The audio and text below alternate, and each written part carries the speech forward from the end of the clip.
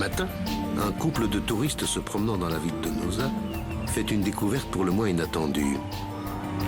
Une jeune femme est étendue, entièrement habillée, comme si elle dormait. Mais ses blessures révèlent une toute autre histoire.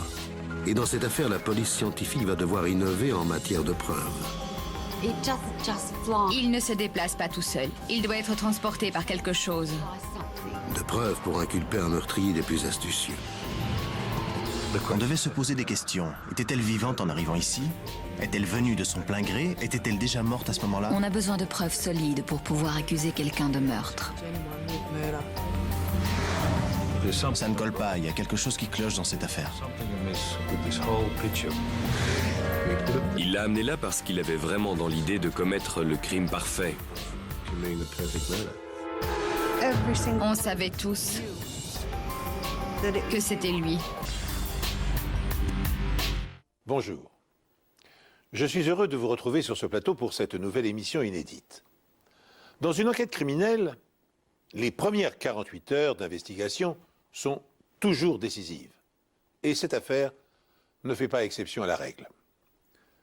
Dans un premier temps, les enquêteurs ont l'impression que le suspect a commis un crime parfait et qu'il va leur être impossible de le confondre avec des preuves matérielles, à moins que l'extraordinaire diversité des espèces végétales créées par la nature ne leur vienne en aide.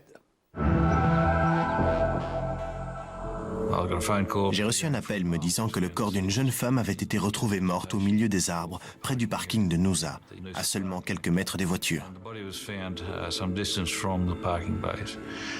La végétation de la zone était très dense. Il y avait beaucoup d'arbres, notamment des acacias. Elle avait visiblement subi des violences physiques. Il y avait des marques autour de sa gorge, de ses joues et de ses yeux. Le corps a été découvert par des vacanciers aux environs de 8h30, étendu au milieu des arbres à seulement quelques centaines de mètres de la plage. La police déclare que le corps se trouve là depuis le début de la matinée au plus tôt. La jeune femme a apparemment été frappée et étranglée. C'est une des premières destinations touristiques d'Australie, pour ne pas dire du monde. Et il y a eu un crime d'une extrême violence. Le plus choquant, c'est le contraste entre l'intention claire de faire du mal à la victime et le cadre idyllique de la scène du crime. Pour expliquer pourquoi la victime s'est retrouvée là, on explore tous les scénarios possibles. Est-ce qu'elle y est allée de son plein gré? Est-ce qu'elle a été attaquée sur la plage?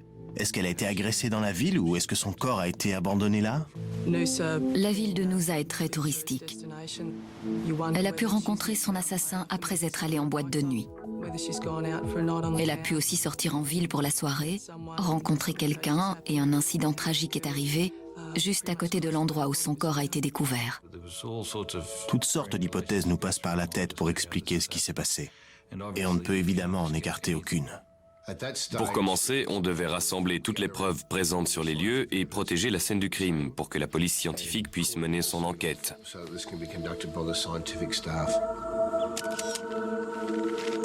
On a enveloppé et attaché ses mains dans des sacs pour que le légiste puisse vérifier s'il y avait des résidus sous ses ongles ou sur ses doigts.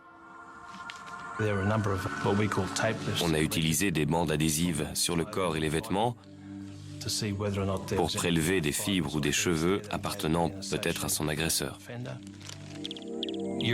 Examiner la scène de crime est une partie essentielle de notre travail. Pneus, empreintes, tout ce qu'on peut trouver. C'est un endroit recouvert de sable et c'est un environnement où relever des empreintes s'avère parfois difficile. Mais étudier la scène de crime est vraiment quelque chose de très important. Les enquêteurs relèvent de nombreuses empreintes de semelles de chaussures le long de la route qui mène à l'endroit isolé où le corps a été découvert. Ils prélèvent également du sable et des feuilles. Si le meurtrier peut être identifié et arrêté, ces éléments permettront de prouver sa présence sur la scène de crime. La priorité était d'identifier la victime. Elle n'avait aucun papier d'identité sur elle, mais elle avait plusieurs tatouages et des piercings aux oreilles. Les prénoms Michael et Corey étaient tatoués sur son corps. ce qui était bien évidemment une pièce précieuse du puzzle pour découvrir qui elle était. On a communiqué aux médias la description de la jeune femme et elle a été diffusée pour que des gens puissent la reconnaître ou essayer de l'identifier. L'enquête s'est heurtée à un obstacle quand la police a découvert que la victime ne portait aucune pièce d'identité. La jeune femme a entre 25 et 30 ans et les cheveux bruns à hauteur des épaules. Elle portait un jean rouge, un haut sombre et elle avait plusieurs tatouages. La jeune femme avait également de nombreux piercings aux 2 oreilles et une bague en argent en forme de S. Toute personne ayant des renseignements est priée de contacter la brigade criminelle ou la police de Noosa. Après ça, des personnes originaires de la ville de Gympie se sont manifestées. Elles avaient reconnu les tatouages et les piercings. Gympie se trouve au nord de Noosa, à 1 heure de voiture. J'étais étonnée qu'elle vienne de Gympie. Je pensais qu'elle était d'ici. Je croyais toujours au scénario de la boîte de nuit. Elle était allée en discothèque et s'était fait tuer après. Donc, avec cette nouvelle information, l'enquête prenait un tournant différent. Qu'allait-il se passer maintenant? Qui était cette fille et qu'allions-nous découvrir sur elle?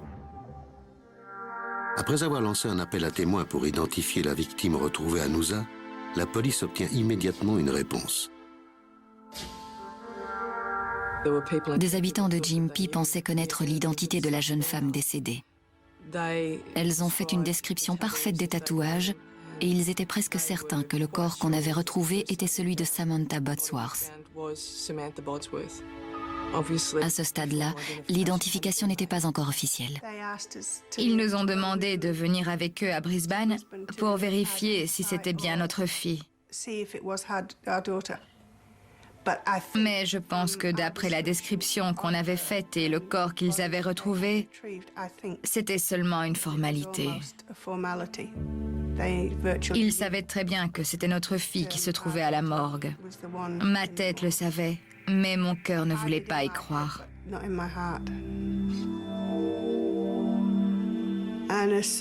Et dès que j'ai vu que c'était Sam, j'ai eu envie de la serrer dans mes bras. Même si elle n'était plus là. Je voulais bêtement essayer de la réchauffer, même si je savais qu'elle était morte.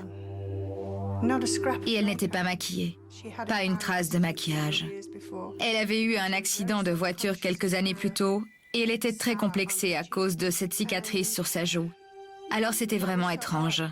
Elle ne serait jamais sortie sans être maquillée, même pour aller sur le pas de la porte. Cet élément, apparemment anodin, prend une importance particulière aux yeux des enquêteurs. Sachant que Samantha ne se montrait jamais en public sans maquillage, que faisait-elle la nuit, à proximité d'une boîte de nuit et à 1 heure de route de chez elle? A-t-elle quitté son domicile de son plein gré? Ou l'a-t-elle fait sous la contrainte d'un agresseur? Est-ce que son assassin était une rencontre d'un soir? Je ne sais pas, mais ça ne ressemble pas à Samantha. Elle n'aurait pas fait ça. Ce n'était pas son genre. Elle aimait être avec les gens qu'elle connaissait et qu'elle aimait.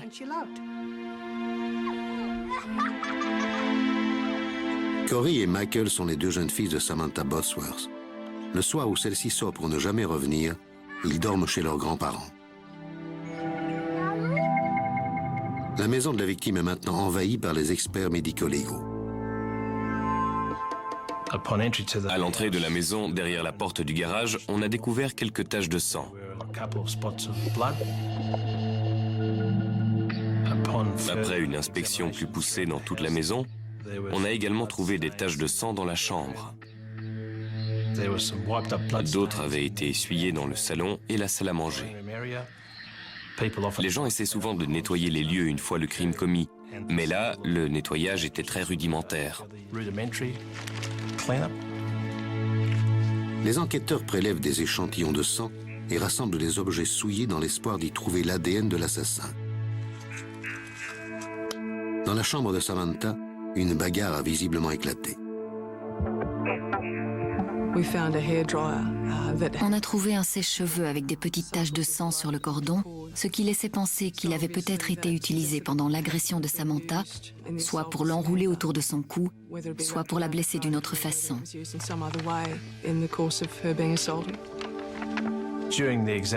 Dans la buanderie, il y avait plein de vêtements dans la machine à laver. On les a retirés et ils étaient tachés de sang. Et il y avait un pendentif au milieu des vêtements. C'était un des bijoux préférés de Sam, parce que c'était son oncle de Grande-Bretagne qui lui avait offert. Et c'est une pierre qu'on ne trouve qu'à un endroit précis en Grande-Bretagne. Le plus intriguant avec ce pendentif, c'était que les parents de Samantha nous avaient dit qu'elle ne l'enlevait jamais. Même pour prendre sa douche ou nager, elle le gardait tout le temps. À l'évidence, elle y tenait beaucoup et pourtant il s'est retrouvé dans la machine à laver de la maison où on a découvert des taches de sang et des traces de lutte. On a tout de suite vu que quelque chose clochait dans cette affaire. Pourquoi ne portait-elle pas son pendentif? Qui lui aurait enlevé? Où était la chaîne?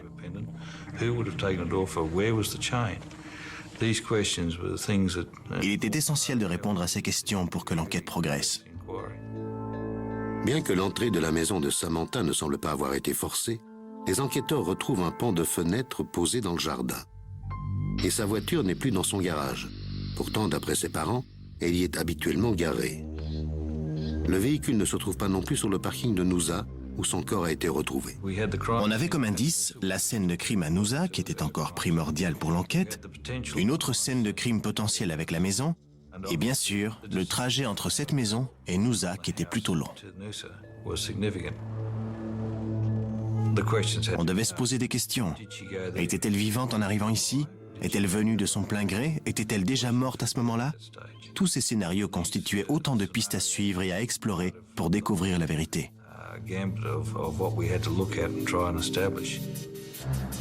Pendant l'autopsie, le médecin légiste a déterminé qu'elle était morte par strangulation, ce qui correspondait à ce qu'on avait vu sur les lieux et aux marques qu'elle avait. Les enquêteurs effectuent des prélèvements sous ses ongles. Si Samantha s'était battue, l'ADN du coupable s'y trouve peut-être. On avait de bonnes raisons de penser que les vêtements dans lesquels elle avait été retrouvée à Noosa n'étaient pas forcément ceux dans lesquels elle était morte. La police pense que les blessures de Samantha ont laissé des taches de sang sur ses vêtements. Pourtant, il n'y en a aucune. Quelqu'un a changé ses vêtements, ce qui montre que le criminel faisait tout pour ne pas être retrouvé par la police.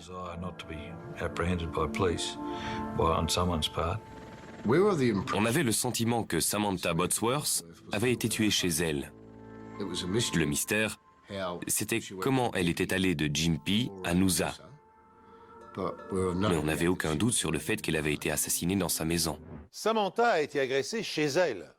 Puis, son corps a été transporté à 80 km de distance et abandonné près d'un bois d'eucalyptus. Pour quelle raison le tueur a-t-il pris le risque de déplacer le cadavre alors qu'il aurait pu le laisser dans la maison? La découverte du pendentif de valeur prouve d'autre part que le vol n'est pas le mobile du crime.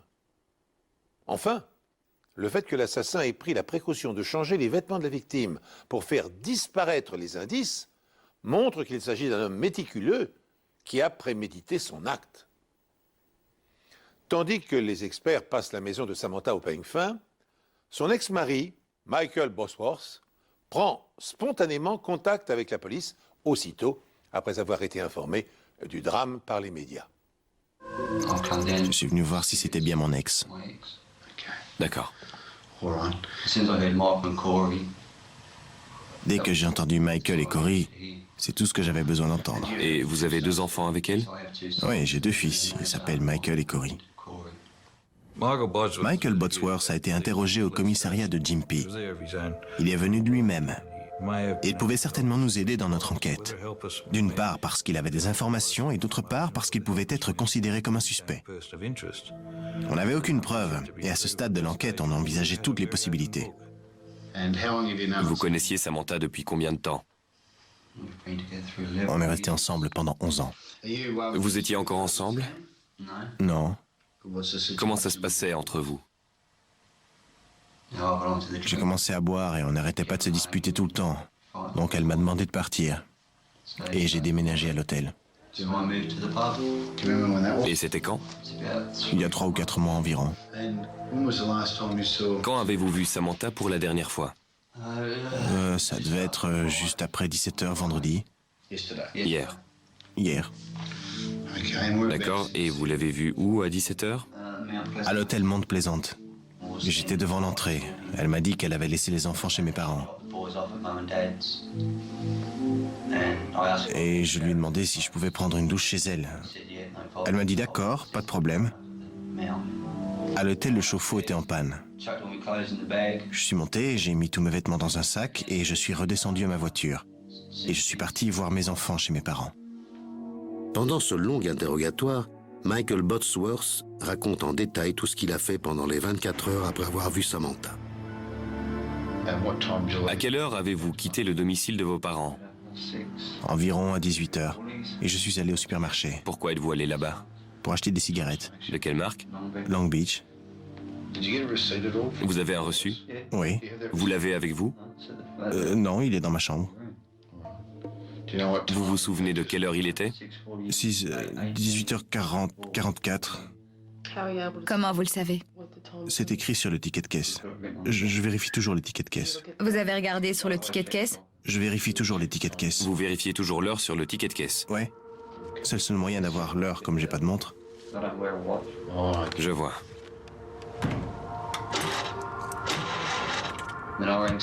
Ensuite, j'ai appelé Sam et je lui ai dit que ma voiture ne voulait pas démarrer. À cause de quoi? La bande de batterie était un peu usée. Donc j'ai appelé Sam et elle a dit qu'elle passerait me prendre. Après, elle m'a rappelé. Elle s'était enfermée dehors. À quel moment? C'était quand elle sortait pour venir me chercher. Elle est sortie prendre sa voiture et elle s'est enfermée dehors parce qu'elle avait laissé les clés à l'intérieur. Je lui ai dit d'essayer de la forcer pour rentrer. Il a dit que c'était la dernière fois qu'il avait vu ou parlé à Samantha et qu'il avait attendu un petit moment avant de commencer à marcher vers chez elle.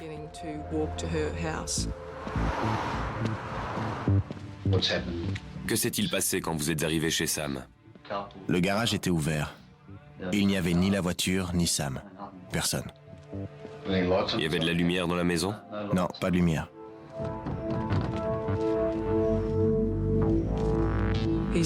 Il est donc retourné à pied à sa voiture, au parking. Il a réussi à la faire démarrer et ensuite il est simplement remonté à l'hôtel Mount Pleasant où il a pris une douche, changé ses vêtements et il est descendu boire un verre au bar. Elle avait une raison d'aller à Noosa? Non, aucune. Vous êtes déjà allés là-bas ensemble? Non. Elle y est déjà allée toute seule? Pas que je sache. Vous étiez à Noosa hier soir? Non. Êtes-vous allé quelque part au sud de Gympie hier soir? Non, je suis pas sorti de Gympie hier soir.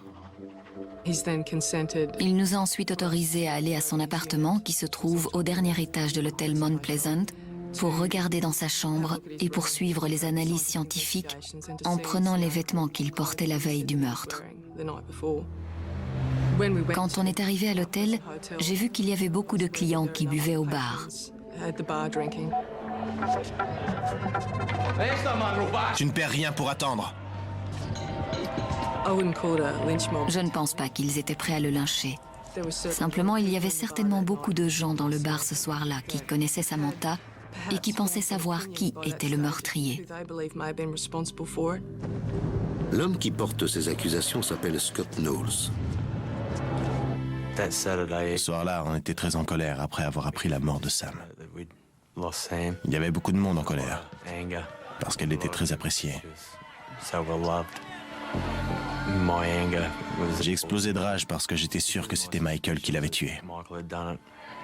Scott Knowles est le nouveau petit ami de Samantha. Avec Sam, on était ensemble depuis 6 semaines, depuis qu'ils étaient séparés. Ça se passait toujours bien quand on était ensemble. On aimait être tous les deux. Michael Botsworth parle de cette relation pendant son interrogatoire. Oui, je suis toujours amoureux d'elle. Dans ce contexte, peut-être que vous étiez un peu jaloux. Non. Je suis un peu blessé parce que les enfants l'ont vu dans le lit de leur mère. Mais Sam m'a juré qu'elle ne couchait pas avec lui, et je la crois. Et ça vous posera un problème? Non, pas du tout. Et s'il emménageait? Et qu'il emménage, ça me dérange pas. Vous savez si Sam et Scott se sont déjà disputés? Non, je crois pas. Vous le décririez comme quelqu'un de violent? Scotty? Non, à mon avis, il ferait pas de mal à une mouche. Scott Knowles avait les nerfs à vif. Et je crois qu'à un moment, il a même dû être retenu par un de ses amis tellement il était énervé. On voulait éviter qu'une bagarre éclate, alors on a fait monter Michael à l'étage. Les techniciens de la police scientifique ont passé sa chambre au peigne fin et ils ont pris des photos. Michael nous a donné les vêtements qu'il portait la veille. Il les avait lavés. Il pendait sur la corde à linge à la fenêtre. La plupart des gens ne seraient pas d'accord pour que la police fasse ça, mais lui, ça ne le dérangeait pas. Il voulait sûrement donner l'impression de ne pas être inquiet pendant qu'on prélevait des échantillons et qu'on essayait de trouver des preuves qui auraient contredit ce qu'il nous avait dit dans sa déposition.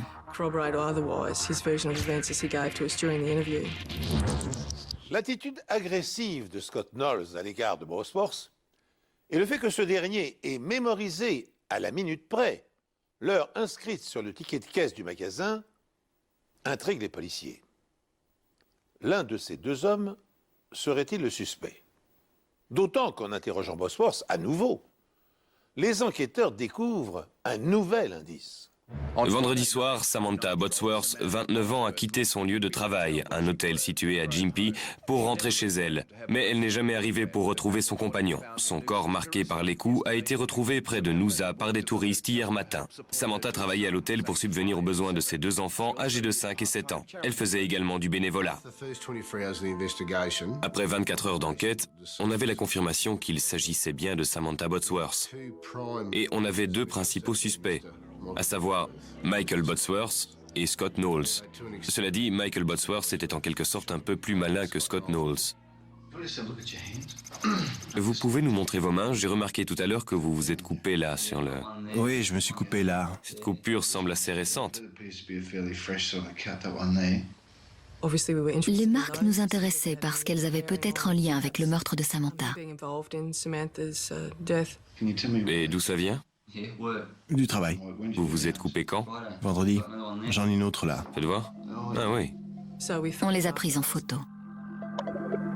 On a demandé à M. Bosworth s'il acceptait de faire une prise de sang pour des tests ADN.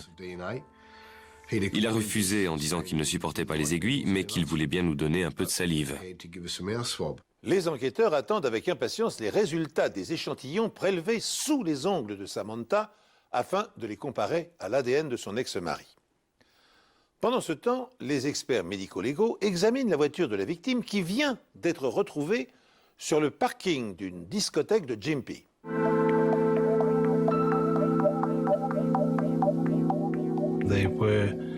Il y avait plein de fleurs, de feuilles et d'écorces sur le siège conducteur et sur le sol de la voiture.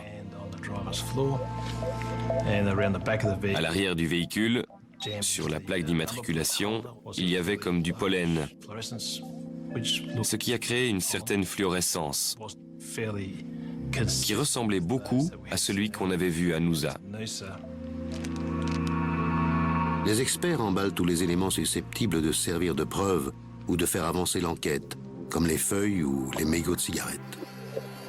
Les mégots proviennent apparemment des cigarettes fumées par Samantha, mais les enquêteurs remarquent qu'elles sont de la même marque que celles achetées par Michael Bosworth au supermarché.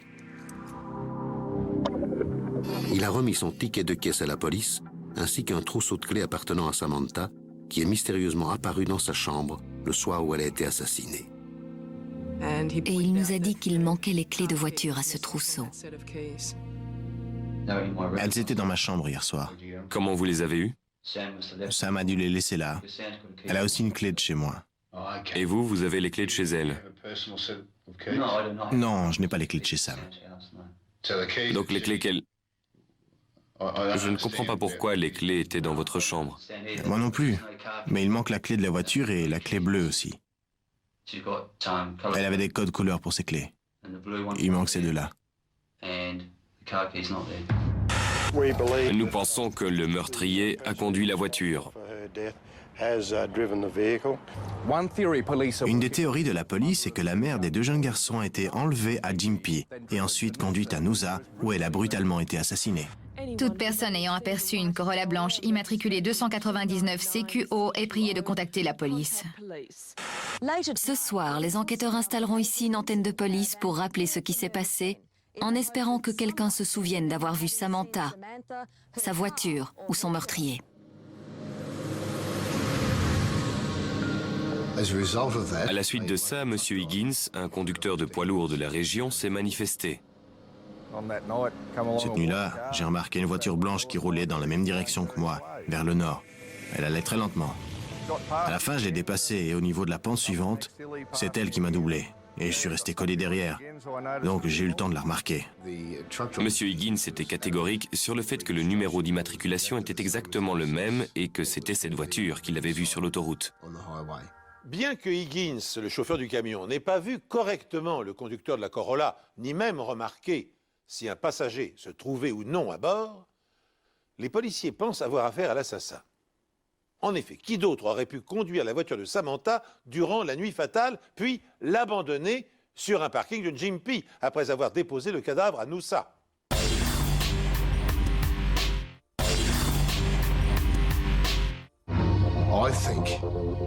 Je pense que M. Bodsworth l'a amené là parce qu'il avait vraiment dans l'idée de commettre le crime parfait.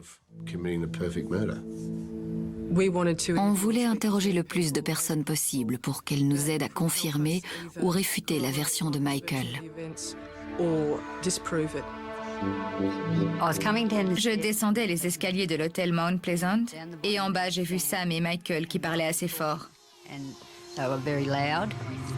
Je ne sais pas de quoi ils parlaient, mais ces derniers temps, ils se disputaient souvent depuis qu'il avait emménagé à l'hôtel.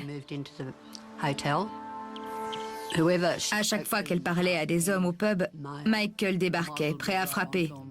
Et parfois, il leur attrapait le bras, des choses comme ça. Ils se disputaient assez souvent. Alors que Pauline confirme la version de Michael concernant le problème d'eau chaude à l'hôtel, elle apporte une information capitale sur ce qu'il a fait le samedi.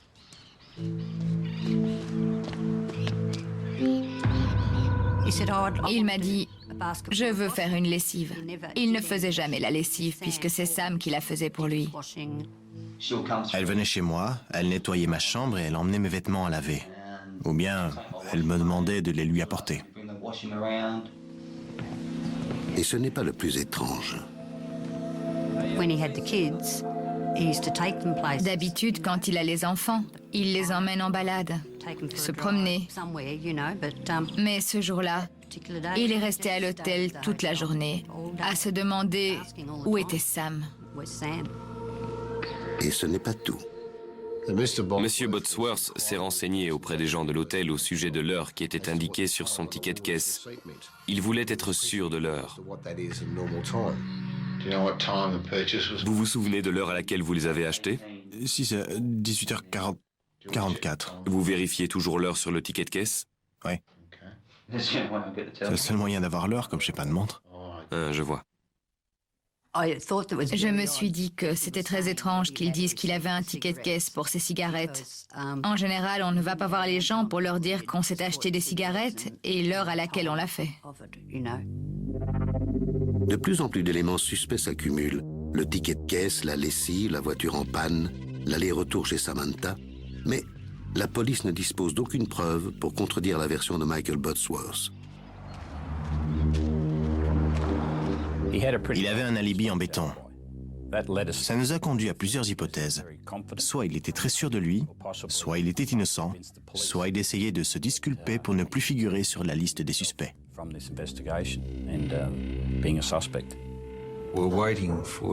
On attendait les résultats de différentes analyses pour que l'enquête puisse prendre la bonne direction.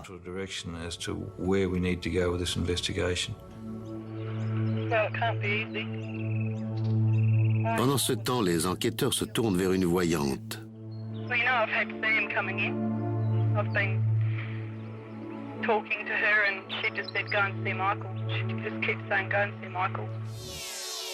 Une semaine après le meurtre de Samantha, la police a donc un suspect principal, mais aucune preuve pour l'arrêter.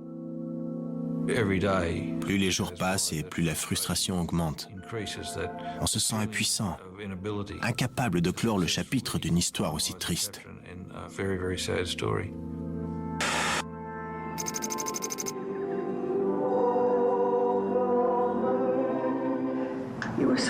Tu étais si joyeuse.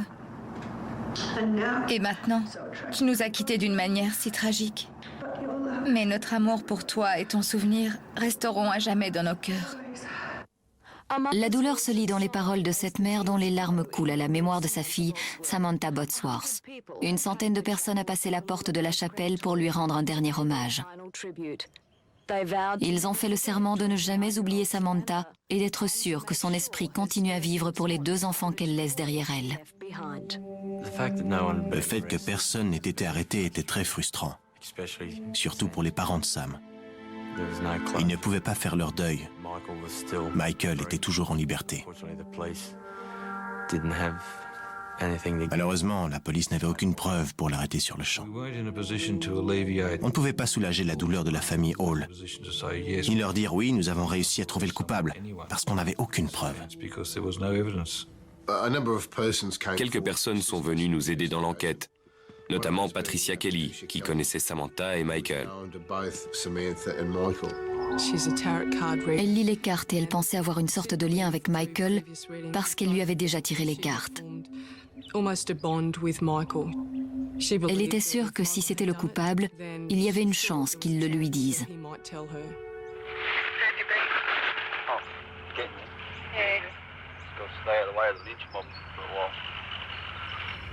Avec l'accord de Patricia, on lui a posé un micro et elle s'est arrangée pour donner rendez-vous à Michael dans un parc à Gympie. Elle voulait essayer d'obtenir des informations qui contrediraient la version qu'il avait donnée à la police et voir s'il avouerait avoir tué Samantha.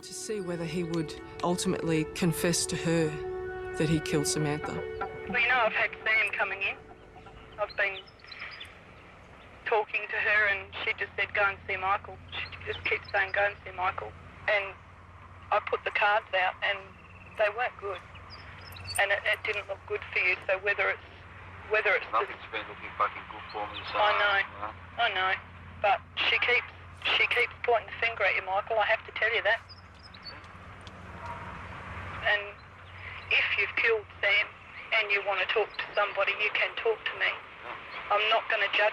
Pendant sa conversation avec Patricia Kelly, Michael Botsworth a maintenu sa version et rien de concluant n'en est ressorti. Il restait manifestement sur ses gardes. Michael, the problem is that you're under suspicion. what I've given them. Trouble is though, they can't find the killer. I've given them everything that they've asked for, apart from blood. But they gave me a cotton wool to chew on. Well, to get saliva or something. Yeah. And they said, oh yeah, we're going to do DNA. I said, yeah, well that's fine. You'll find my DNA, Sam. I just fucking lived there. La police obtient finalement les résultats des tests ADN. Les résultats ont démontré que l'ADN de M. Botsworth était présent sur un torchon retrouvé dans la cuisine, mais aussi sur le sol de la chambre. Son ADN est également présent sur l'un des 5 mégots de cigarettes recueillis dans le cendrier situé près du lit de Samantha. Mais il n'y a aucune correspondance avec les mégots retrouvés dans la voiture de la victime. Quant au rapport d'autopsie, il est plutôt de bon augure pour les enquêteurs. L'ADN prélevé sous les ongles de Samantha était celui de Michael Botsworth. C'était évidemment un grand progrès dans l'enquête. On avait un élément concret pour dire que quelque chose s'était passé entre eux.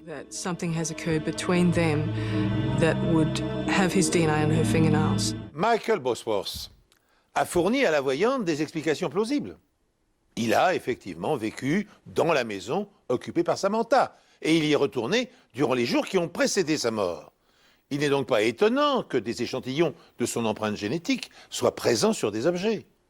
Des disputes fréquentes et souvent violentes peuvent expliquer aussi les traces de son ADN retrouvée sous les ongles de son ex-femme.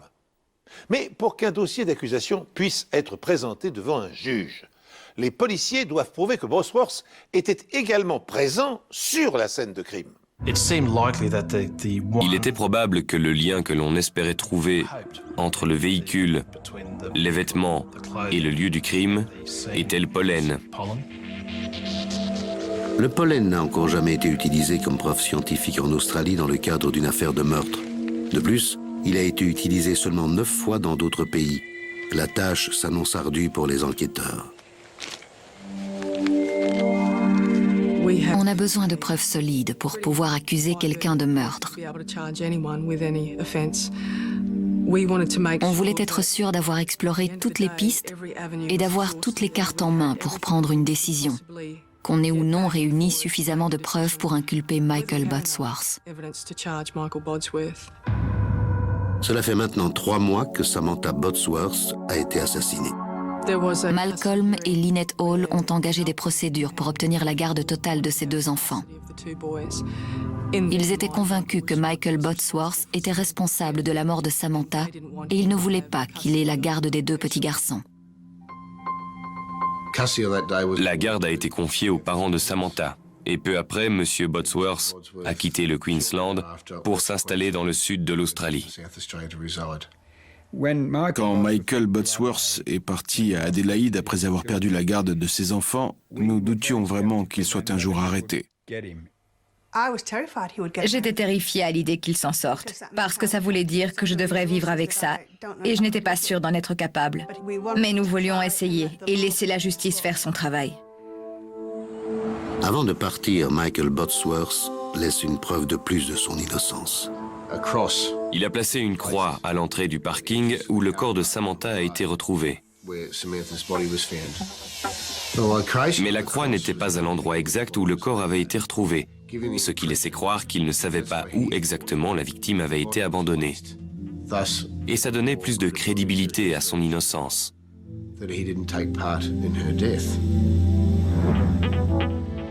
Le corps de Samantha Bosworth a été retrouvé au milieu d'acacias fleuris.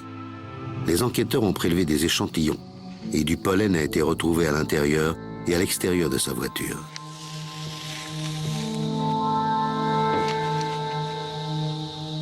La police a également en sa possession les vêtements nettoyés que Michael Bosworth portait la nuit où Samantha a disparu.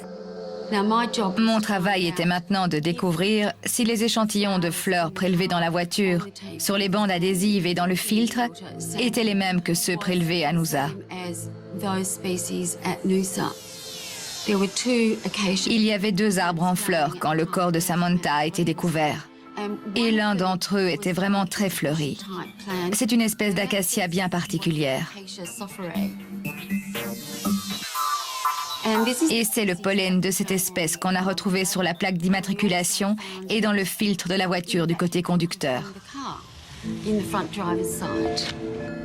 Ce qui indique que la voiture était à Noosa, sur les lieux du crime. Le docteur Milne peut l'affirmer avec certitude car les acacias ont une caractéristique particulière. La pollinisation des acacias est assurée par des insectes et d'autres animaux. Le pollen ne se déplace pas tout seul. Il doit être transporté par quelque chose. Donc, si quelqu'un se frotte contre la fleur et qu'il monte dans sa voiture, le pollen passe des vêtements au siège et aux chaussures. Les enquêteurs ont retrouvé du pollen sur le siège et sur le sol côté conducteur de la voiture de Samantha. La police aborde le sujet pendant l'interrogatoire de Michael Bosworth. Vous êtes déjà monté dans la voiture de Sam? Oui, C'était quand la dernière fois? il y a environ une semaine, Où étiez-vous assis dans la voiture? côté passager. Avant ou arrière? À l'avant. Vous êtes déjà monté côté conducteur dans cette voiture? Non. Si Michael Bosworth était le coupable, on s'attendait à trouver le pollen de l'acacia sur ses vêtements. On aurait alors eu la preuve qu'il se trouvait dans la voiture. Mais il avait lavé ses vêtements après le meurtre et avant que la police ne les emporte. Donc, au lieu de trouver des milliers de grains de pollen d'acacia, les enquêteurs en ont seulement relevé quelques-uns. Lynn Milne est palynologue, c'est-à-dire qu'elle étudie les microfossiles tels que les algues ou les pollens. Enseignante à l'université, elle estime que 4 éléments des microfossiles sont déterminants dans les affaires criminelles. Leur taille microscopique, leur abondance dans la nature, leur résistance à la dégradation et enfin leur diversité. Extrêmement variés, ils permettent de déterminer avec précision le lieu de leur provenance. Dans le cadre de cette enquête, Lynn Milne collaborait pour la première fois avec la police et elle était bien consciente du rôle déterminant qu'elle allait jouer. En débarrassant à l'acide les échantillons des sédiments, la palynologue parvient à isoler quelques grains de pollen d'acacia sur les vêtements rugueux que portait Michael Bosworth la nuit du crime. Et un seul lavage de la chemise n'avait pas suffi à éliminer ces preuves microscopiques. Mais avant d'arrêter le suspect, les enquêteurs veulent procéder à une ultime vérification.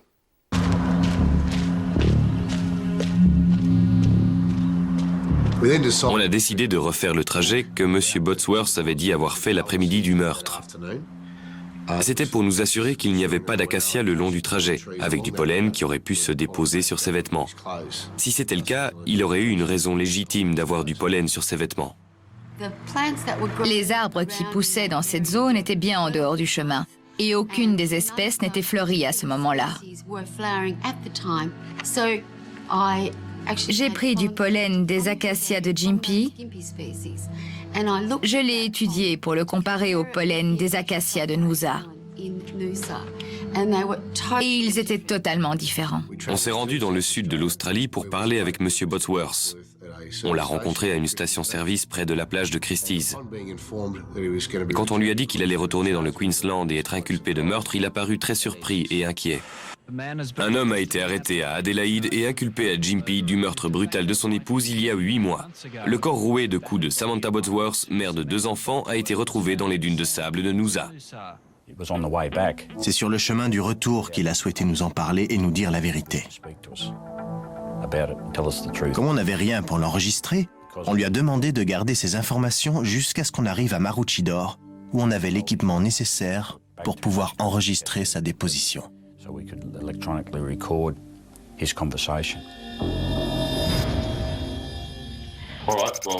Vous nous avez dit tout à l'heure que vous aviez quelque chose à nous dire.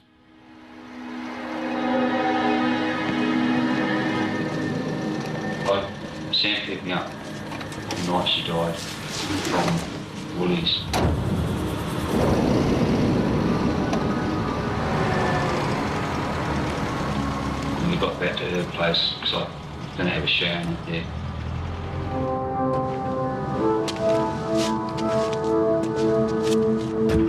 What did he say? He said he saw you driving like an idiot in the car with the kids. And she was telling me that, after the weekend I can't see the kids and all this because their dad's been in the ear about, I drive dangerously with the kids in the car. And the kids, they mean everything to me. And then she said I couldn't see them. So I just sort of lost it. What do you mean you lost it? Well, I ended up strangling her somehow. I can't remember much about it. Monsieur Bosworth a ajouté qu'après avoir compris qu'elle était morte, il a paniqué et il a décidé de ne pas appeler la police. Il a préféré la cacher. Ensuite, il lui a enlevé ses vêtements et lui a mis ceux qu'elle portait quand les touristes l'ont découverte. There was marks on the top. On the white top, there was some marks there. She wouldn't go out like that. So I changed her. I thought she was going me out. Okay, all right. No, she doesn't go out with these clothes when she goes out, so I changed it.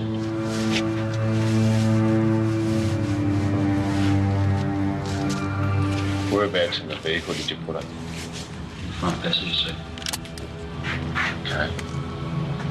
And why'd you do that? Because if I drive, that's where she always sits.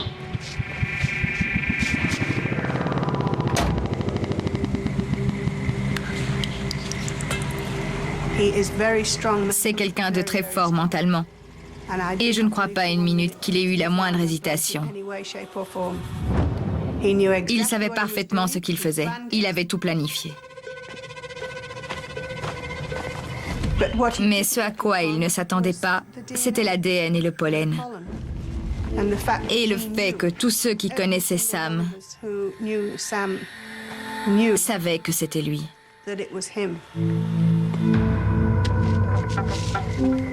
Drove her car back to Igby.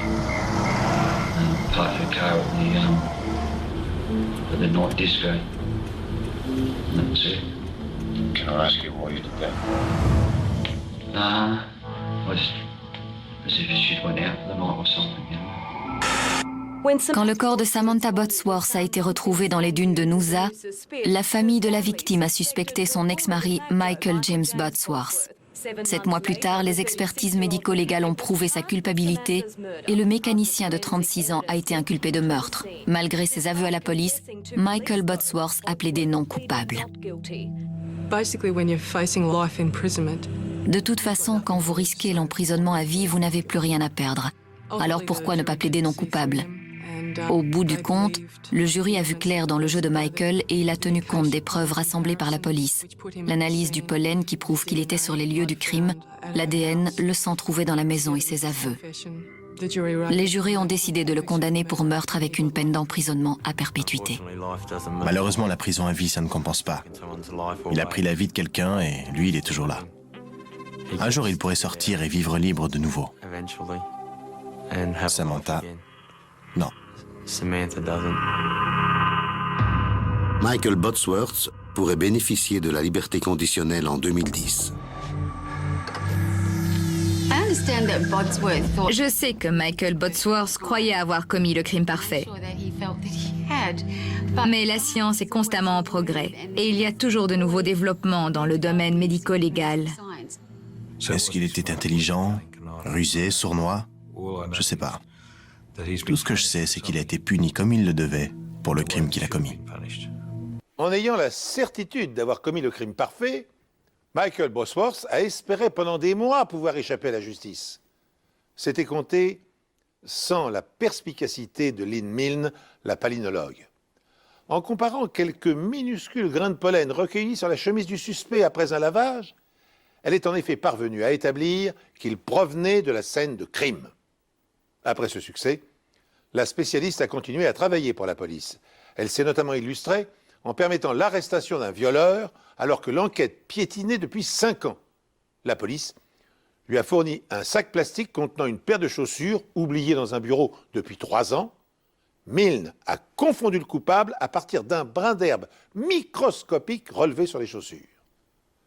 C'est sur cette note optimiste que se termine cette émission. Merci de l'avoir suivi en ma compagnie. Je vous donne rendez-vous à bientôt sur cette antenne pour une nouvelle enquête impossible.